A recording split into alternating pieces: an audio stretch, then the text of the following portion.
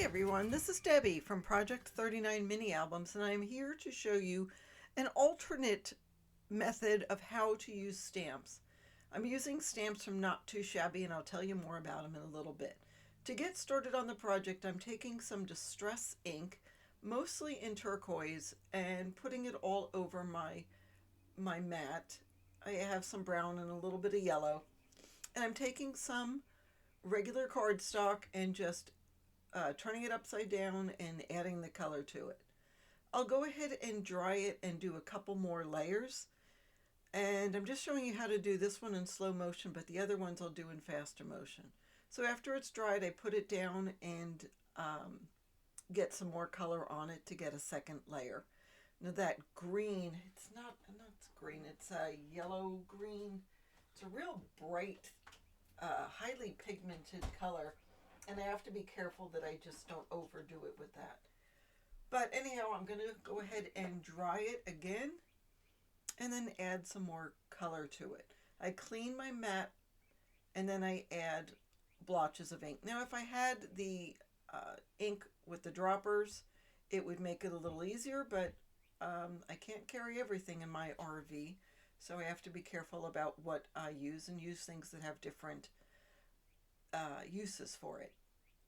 So again, I splotch some more on in different areas, clean it up, and now I'm putting some of that turquoise on one of my stamps and just do some drips.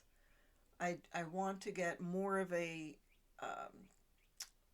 more defined color in certain areas. Well, I mean, when you do drops, it goes sort of all over the place, but you know, I'm trying to stay away from that center area, knowing what the use is going to be. And I'll show you what I'm going to put this on in a little bit. So I put those drops on and I dry it again.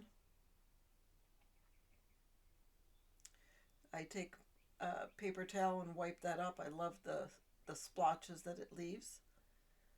And I'll do it with another color. And I'll go back and forth with more colors, including using a paintbrush and dripping it on. I'll turn my paper upside down. Again, I'm just adding different layers of color. And then here you see I take an inexpensive wooden frame and just gesso over it. I just want a good coat on there. So there is my finished product as far as the ink splotching. Now I'm taking a stencil that I have, and just to add some different texture, I am putting some ink using that stencil in a couple of different areas. I want to have a background for my focal point. It's not real heavy, it's not real thick, it's just to add some slight texture. And I love the, I don't know what it is, burlap texture, and I'm going to put that in another corner. So again, it's not going to be heavy, it's not going to be thick, but it's just going to add some texture. And to add a different element, I take some stamps from Not Too Shabby from last month's Meet Me in Wonderland.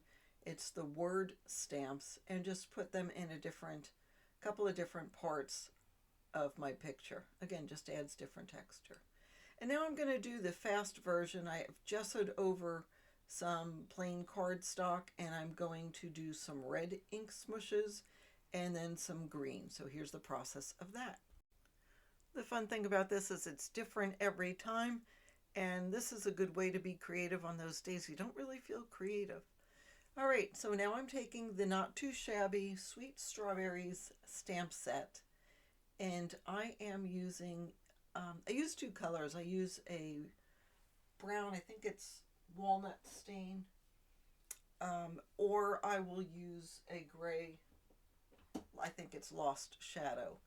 And I look for a spot on my inked surface to stamp the strawberries. I'm trying to take advantage of the different color variations.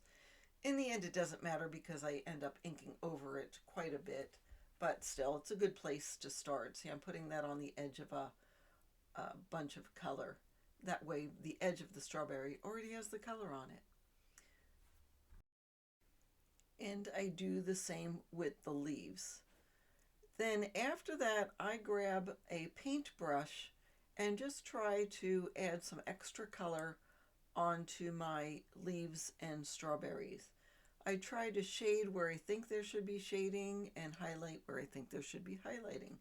Now it ends up that my strawberries look a little, they're not as bright as if you were to use alcohol ink. So that is an option. And the reason is because I use Distress Oxide, which obviously tends to oxidate when you're painting with them. It gives you a muted color, which goes with everything else. But if you wanted a real pop of bright color, maybe color them with alcohol inks instead. But I use what I have, and so I'm going with some different layers of color on the leaves and the strawberries. And while I'm painting the strawberries, I'll tell you a little bit about Not Too Shabby. They're an online store, and they have their own stamp set and die set and a box of the month.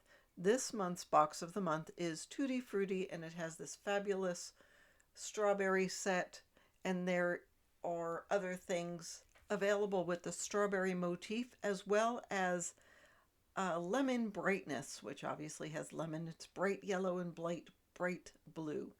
So don't forget to check out the Not Too Shabby shop linked in the description. As well, check out their YouTube channel. I felt like the leaves needed a little more definition, so I stamp again on top of what I already have. And I'm using walnut stain, and it does give, you get all those details from the stamps on here. Sort of feel like Eric Carle, if y'all remember Eric Carle. Anyhow, look it up. He's a fun artist that used to do children's books that I know I read to my kids when they were young. But in any case, after I get the detail of the stamp on it, then I grab my scissors and start cutting. Okay, I'm adding an extra bit of color to the bottom corner where I'm going to put my strawberry plants. Just adding a little brown. I just want to have a good background. So I first add some ink, and then I grab some watercolor pencils and just sort of make grass marks on it. Again, just adding a little bit of texture to the background. And some darker color to anchor everything. I am taking some Distress Oxide in the antique white and stamping on a plain piece of paper. And then I'm cutting out the strawberry flowers. Some of the leaves I just cut out entirely. I don't feel like I need them on here. So anyhow, I'll cut out the strawberries and then cut out into the center of the flowers just so I can have a little more dimension to it. And you'll see what I mean in a second. I spritz it with water, let it dry a little. It blends a lot, and then I take my stylus on a couple of layers of fun foam and just go around each petal and then turn it upside down and hit the center. Now I'm grabbing some of my Distress ink again, and I'm going to add some highlights and some shadows. I also have some brown to help do this. I think I add yellow a little bit later as well, just to add to the center. There's the yellow. And then some brown around the outside of it. You could use whatever colors. Again, if you want to keep it bright, use either alcohol markers or don't use Distress Oxide, just use the Distress ink, because again, that oxide tends to get a little muted. All right, now I cut out the strawberries. Some I leave the tops on, some I take the tops off because I've already cut tops out of the green.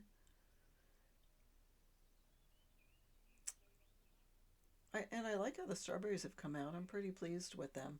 Pretty colors. And I make a couple of the strawberries with the stems.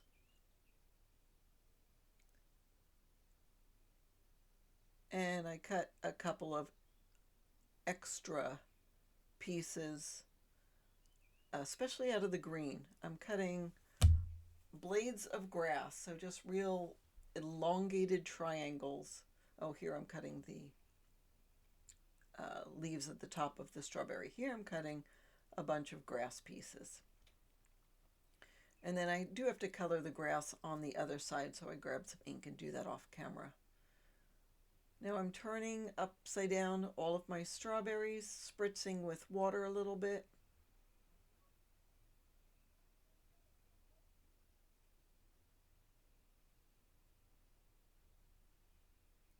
I don't want to have too much water, so I dry it off. And then I'm going to put it back on my fun foam using the back of my stylus, and just get a little bit of dimension. I don't want a lot, I just want it to sit up a little bit in the center. So I do that to all of my strawberries. And then I'm going to put a double-sided adhesive on the back of the sheet that I've got all the color on. And I take my frame and use that as a template, peel off my adhesive. At least I peel off a little bit, and I pull off the adhesive and then cut the heart out. And then I take an emery board and sand around the edges. And I also will grab some ink and ink around the edges where I sanded. Just sort of gives it a finished look. Now I'm playing around with placement, deciding where I'm going to put the strawberries. But before I do that, I grab a piece of double-sided foam adhesive and put it on just to get a little bit of dimension. Then I start layering. I also added some thread that I had in my stash. I just loop it around and cut it, and then start layering all of the elements on there till I get a composition that I am happy with. As I'm putting the elements on, I try to remember the rule of threes, and that's why you see 3 strawberries and 3 flowers, at least on the right-hand side. The left-hand side, I just couldn't put that many items there. And then I put the picture back in the frame.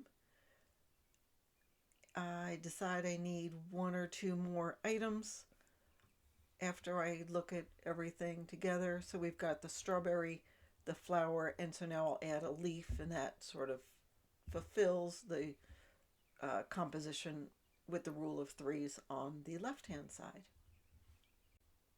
And that is my finished photo frame.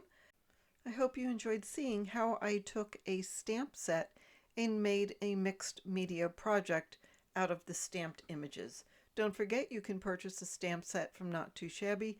The link is in the description box. Thanks so much for watching, and have a fabulous day.